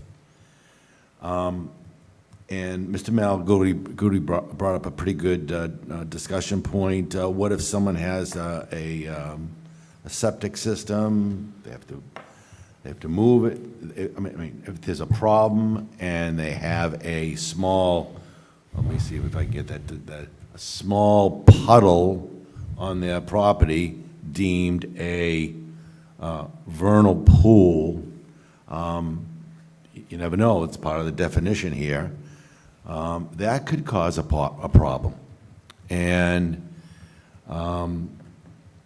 we're making a decision here that will affect every household in Plymouth. And I am voting no. Thank you. Okay, thank you, Mr. Lawler. Do we have any other discussion from the floor? Mr. Chairman, Bruce Howard. Yes, Mr. Howard, the floor is yours. For the most part, residents of Plymouth know what a wetlands looks like. It's not a puddle in your driveway. It's an area of your property that holds water a good portion of the year. It's where your kids go out and play with skunk cabbage. It's speak into the mic. Maybe they go fishing in the wetlands. Vernal pools are very similar to wetlands most of the year. The difference is that they dry up and they don't hold fish that eat the little critters that live there. These are areas that warrant our protection. What we're doing here is correcting an administrative error in which there was a difference between the 200 feet that the town had lived with for, as Mr. Vaca said, roughly 14 years. It was only through chance that there was this discrepancy identified, and it is now up to us and town meeting to see that it gets clarified for the protection of these natural resources. For that reason, I'm voting yes to support this article. Thank you. Thank you, Mr. Howard. Do we have any other discussion before we take Molly the would vote? like to speak. Okay, Ms. O'Connor, the floor is yours. Piggybacking off that, I think we might, I am not a vernal pool expert, even though I've learned a lot today. We might be a little alarmist when we're saying that this is going to affect everyone. I don't know. I just did a quick Google. I don't know if we're allowed to use our phones here, but I don't know how many vernal pools there are in Plymouth. I do know that it says there are maybe a dozen between Woods Hole and Westport. So I don't, quote me here, but I don't know if this is gonna affect every home in Plymouth. I think we did hear that studies do prove that, the more protection we provide, the more we protect these, organisms. And I don't know that we can necessarily look to the state's regulations and other towns as like the beacon of like the scientific truth. I think we want to look at the science and the studies more so. So on my end, I think, I'm kind of thinking what is the true impact, and I think we can see that there's probably, we're not all going to feel the impact of this, regulation that was in place for quite some time. I would probably guess that we probably have never heard anyone complain about a vernal pool 200-foot boundary 14 years ago. So I'm going to be voting yes, if everyone is, thinking of those things. That was just my thought. So thank you. Okay, thank you for your thoughts, Ms. O'Connor. Ms. Richards, I see your digital hand. The floor is yours. Thank you so much. Just as an FYI, working at the registry for over 30 years, I have seen, I'm going to say tens of thousands of Conservation Commission waivers and waivers from the state, documents for wetlands. So they come in fast and furiously every day, every day of the week, all year round. So this will simply add to the never-ending, waiver requirement of having to, requiring our residents to have to jump through hoops to get something done on their property. And, if they didn't have these wetlands to deal with, to work around, then we wouldn't be seeing these Conservation Commission documents coming through the registry. So I do think there's a lot more than Ms. O'Connor thinks. And I do think that, the science is out there that 100 feet is acceptable and that 200 feet is questionable. Thank you very much. And thank you, Ms. Richards. Any further discussion from the floor? Yes, Everett Malaguti. Mr. Malaguti, the floor is yours. So the last statement that I made basing septic systems, it wasn't not just about the replacement of them in case it was failing.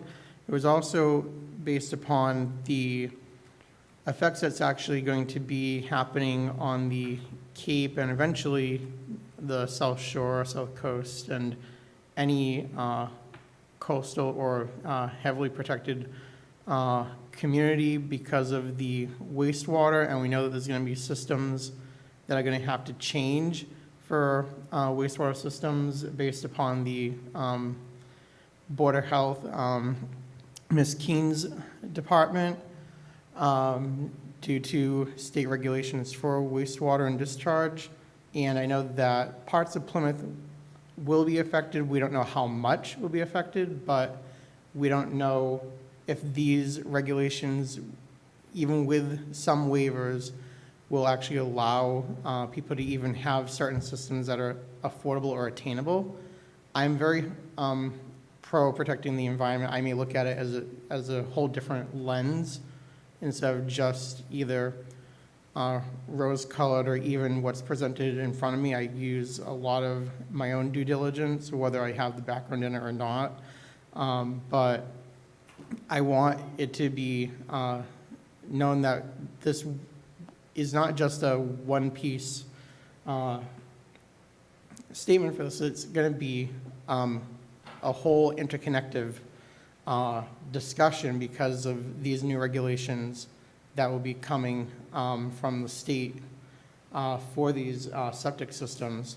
So I am cautiously supportive of this, but I hope, like we're doing tonight, town meeting does its huge task of doing its own due diligence to make sure that its residents are protected on both sides of the argument. Thank you. Okay, I see a hand. Is that Mr. Lally? Yes, it is. Okay, the floor is yours. So one of the things we get to do on this committee is see regulations in their entirety, review regulations in their entirety when they come to us for revisions and things like this. And while certainly the intent of this revisions is good, and I fully support the intent, I think that that it's very hard for me to support what I think is a very poorly written regulation. And I think we have in the past caused some changes to regulations that make them more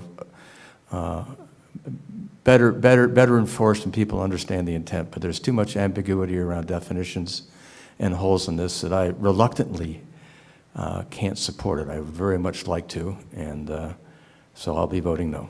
But I appreciate the perspectives of, yes, this is an administrative change, but it is an opportunity to fix something that I think is deficient. Okay, thank you, Mr. Lally, for your input. Are there any other interest in discussion? I do not see it. I wanted to say to Mr. Vaca, thank you for the work that you've done to come before our committee.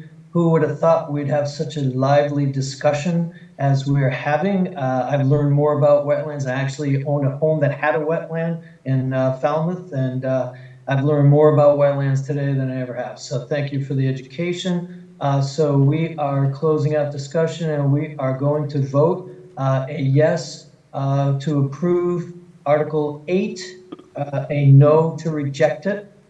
Ms. Butler, how do you vote?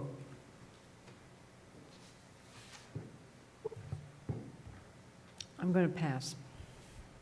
So that'd be abstain. Abstain. Thank you. Mr. Green, No. Mr. Howard, Yes. Mr. Lally, No. Mr. Lawler, No.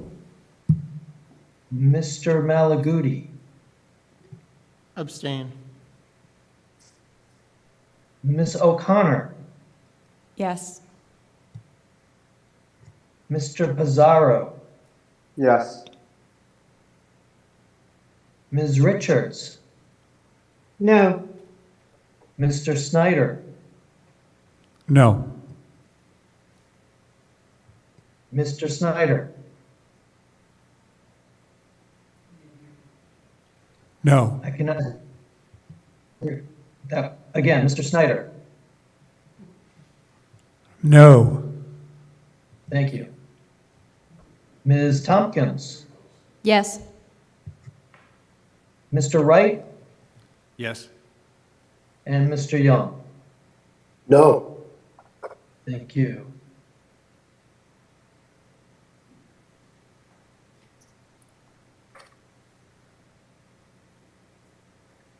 Okay, my calculation says that we have 5 in favor, 6 against, and 2 abstentions.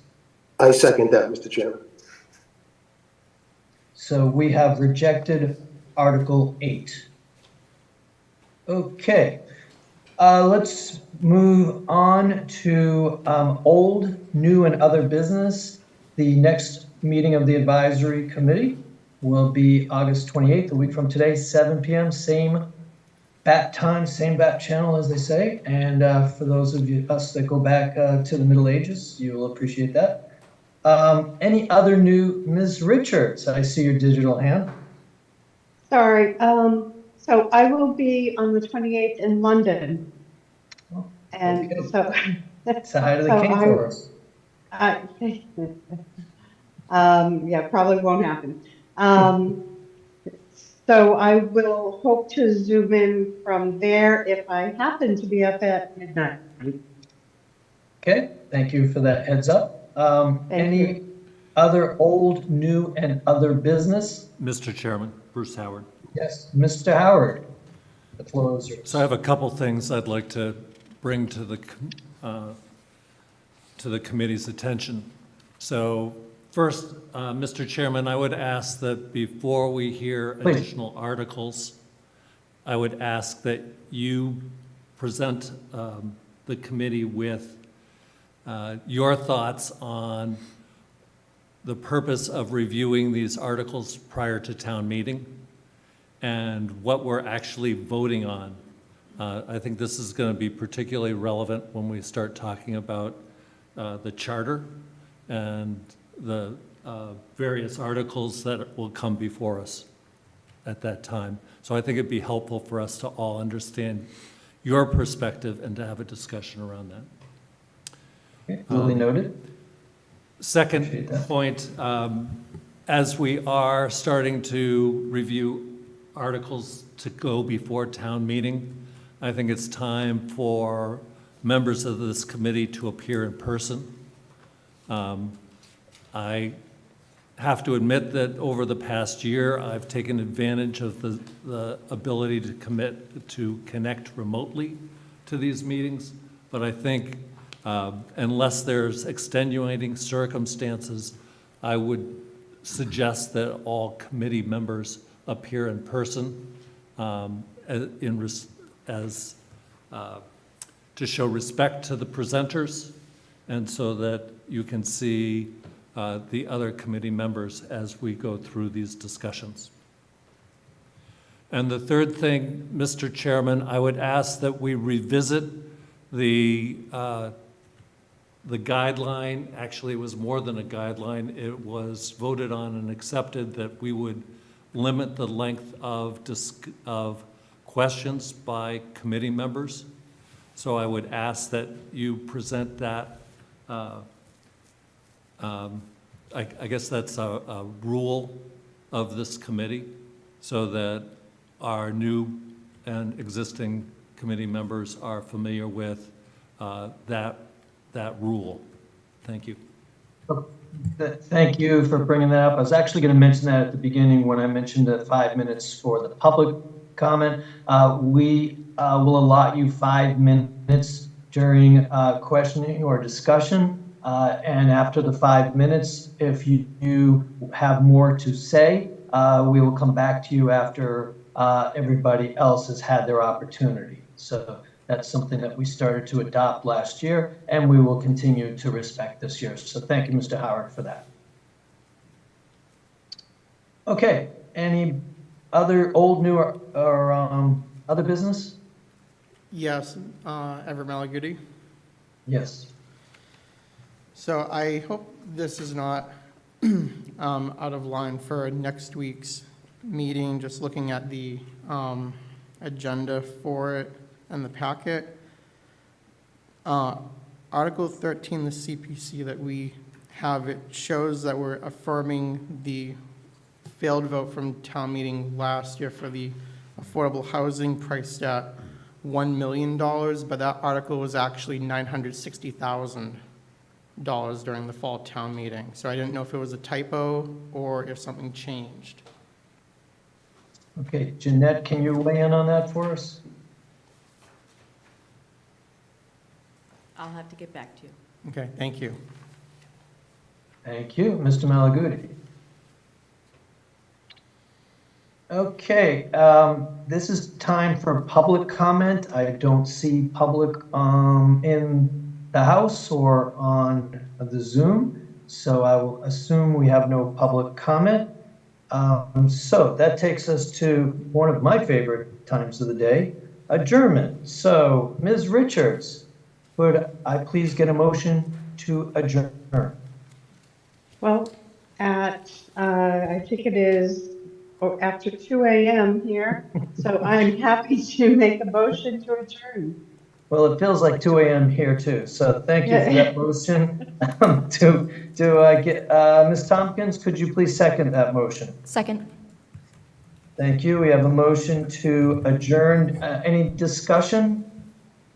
Hearing and seeing none, we will take the roll call to adjourn. Ms. Butler, how do you vote? Yes. Mr. Green? Yes. Mr. Howard? Yes. Mr. Lally? Yes. Mr. Lawler? Yes. Mr. Malaguti? Yes. Ms. O'Connor? Yes. Mr. Pizarro? Yes. Ms. Richards? Yes. Mr. Snyder? Yes. Ms. Tompkins? Yes. Mr. Wright? Yes. And Mr. Young? Yes. And we are adjourned. I'm hitting the gavel, 9:14 p.m. Thank you all. We will see you next week. Good night. Good night.